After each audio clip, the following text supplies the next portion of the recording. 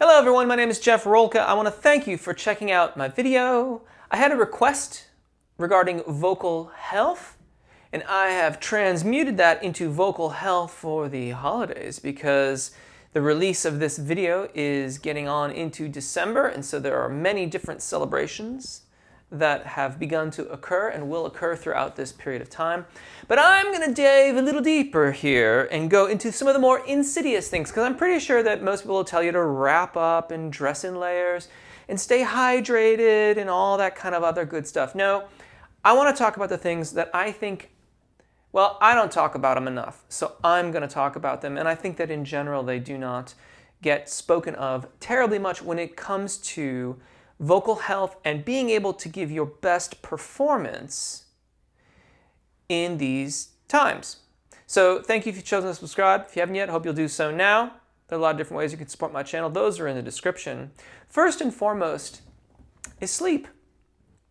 And I think that this is a particularly complicated subject around this time period because we can often be traveling, going to unfamiliar places. Now, I don't know how much of that's going to be happening right now, but some will still travel, and it doesn't even have to be that far, even if you're in your own little bubble and networked of people, but you're staying at an unfamiliar location. So sleep is of supreme importance, especially if you have a service or a performance the next day. If you want to give your vocal best, you will have to deal with that sleep equation. Speaking for myself, you may or may not know that I enjoy backpacking, and I often go ultralight, so I take very, very light equipment. To that end, I have made my own backpacking quilt. There's a video somewhere on the channel. It's a small little video, but in any case, I've made my own backpacking quilt. What I never expected was that that would become my favorite quilt, period. And so now, even in my day-to-day normal workaday sleeping life, I use that quilt if it's cold enough. So you might consider the things that you need in order to sleep really, really well if you are staying someplace that is not your home, not your home turf, your environs, if you will. Around this time of year, alcohol can play a role in celebrations. That's totally cool. However, too much or too close to when you have to sleep will disrupt your sleep patterns. Typically, you'll fall into your deep sleep very quickly, but you will not be able to go into and out of various patterns throughout the duration of the night. So while you may fall asleep really fast, the overall quality of your sleep may suffer somewhat. That's going to be different for different people, so you have to be the judge. But consider it. Again, this is in the context of you have something to do the next day, or a performance, a service, etc., things like that. Keep it in mind. Food, what you eat, the quantities you eat, the proximity to your sleep time. Speaking for myself, I don't like to eat several hours before it's time to go to bed. I do not know that that is arbitrarily good nor bad, but I know that I rest more easily in the night when I put some space in between dinner time and when it's time to go to bed, particularly around the holidays where feasting can be happening. You might want to plan a little bit of extra time depending on the feast that you may have if you're so fortunate to do so. Additionally, it's times like this when, especially if we're not preparing the food, if there are things in the food that can affect your voice, you'll want to try to be aware of that. Again, thinking about that service the next day or something to that effect. One of the big ticket items for me is hot sauces, but I'm pretty sure that no one's going to baste their turkey in Cholula or Tapatio. So I'm not overly concerned about that. Though if you have a recipe, I would be interested. Leave that in the comments. I would be very interested in that. But I'm not particularly concerned about the turkey being basted in it this time around.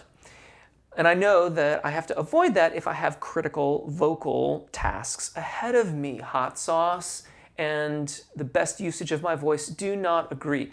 Those food items will probably be different for you, or maybe they'll be the same. I don't know, but take stock of the elements that have an impact on your ability to deliver your best, and make sure that you are either leaving plenty of space between when you have to sing and the consumption of said articles, or you're leaving them out entirely. Finally, and again, I think this is not perhaps as big an issue this year, but jet lag. Jet lag will very much disrupt your circadian rhythms. It can very much inhibit your sleep patterns, particularly if you're traveling long distances. Part of my family lives in England. From California, this is an 8-hour time difference.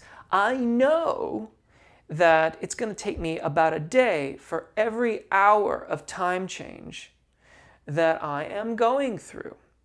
So it's over a week before I'm going to really feel my best.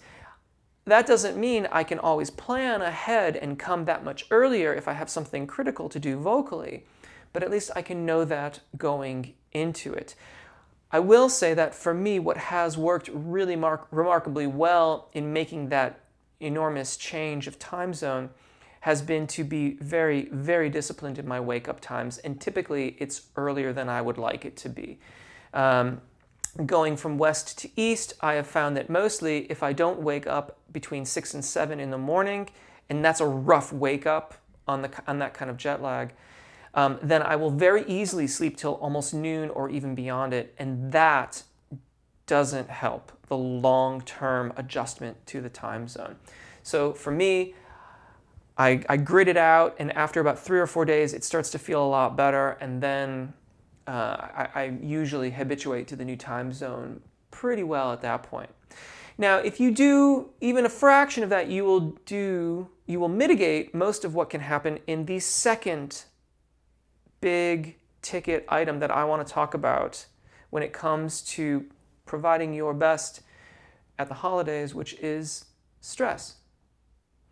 If you get enough sleep, if you consider the things that are necessary for you to sleep well in a foreign environment, if you carefully consider your consumption of alcohol, if you watch your food intake and watch your sleep hygiene and all that kind of stuff, if you work towards dealing with jet lag, you will go a long way towards mitigating the stress that can often accompany this time of year. So you will do a lot to do that. Stress is a very insidious actor on the voice. You may notice that my voice in the past several videos hasn't sounded quite exactly right, and that is because I am actually having shingles right now. And so I'm under a little bit of stress because of that, and it's having a bit of an impact on my ability to phonate as well as I would normally like to. It will pass, and that will be fine. Fingers crossed. But those kinds of things can have an impact. Stress will have an impact on your voice.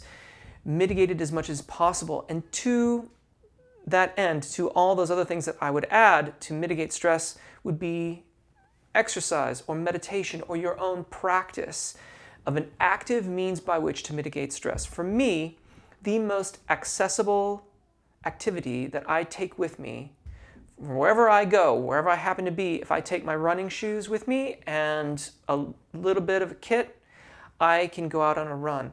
And that means that if I'm here at home, if I'm with relatives in Michigan, if I'm with relatives in England, if I'm traveling in between, I can strap on my shoes and I can get out for a run. And that will go a long way towards working with all the rest of those items regarding sleep hygiene to mitigate the amount of stress that I have to deal with during this time of year.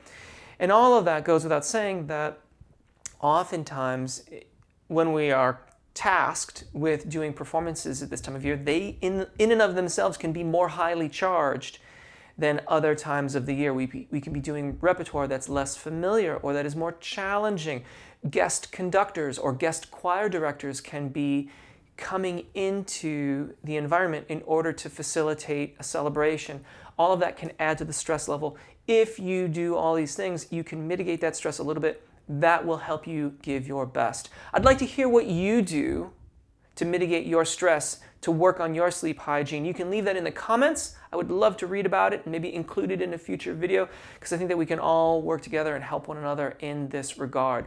Thank you so much. This was actually the response to a question that came in. I really appreciate it. My name's Jeff. Take really good care of your voices, enjoy singing, and hopefully we'll see you again. Bye.